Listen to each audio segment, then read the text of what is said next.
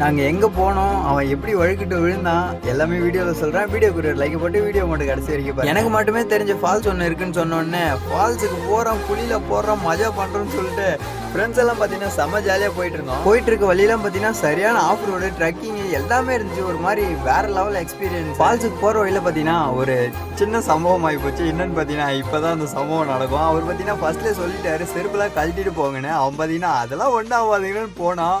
சும்மா வழுக்கிட்டு பத்துன்னு விழுந்தான். ஐயோ சிரிப்பு, எங்களுக்கு சரியான சிரிப்பு தாங்க முடியல. அவன் விழுந்தது என்னமோ எந்திரிச்சு போன மாதிரி தான் இருந்துச்சு. ஆனால் அவன் கையில் பார்த்தீங்கன்னா சரியான அடி. அவன் கீழே விழுந்தது பார்த்ததும் பார்த்தீங்கன்னா எனக்குலாம் சரியான பயம். எப்பா சாமி, நான் செருப்பு எடுத்துகிட்டு உக்காந்துட்டு பொறுமையாக நவுந்து கூட வந்துக்கிறேன்டா, என்னை விட்டுருங்கடான்னு சொல்லிட்டு நான் முன்னாடி போவான். ஒருத்தன் பார்த்தீங்கன்னா செருப்பை கையில் எடுத்துகிட்டு பொறுமையாக அப்படியே இறங்கி அந்தாண்ட போய். இதுக்கப்புறம் என்னாச்சு, ஃபால்ஸுக்கு போனோமா இல்லையான்றதெல்லாம் அடுத்த வீடியோவில் சொல்லுங்கள். மறக்காம வீடியோக்கு ஒரு லைக்கை போட்டு சேனலை சப்ஸ்கிரைப் பண்ணி வச்சுக்கோங்க.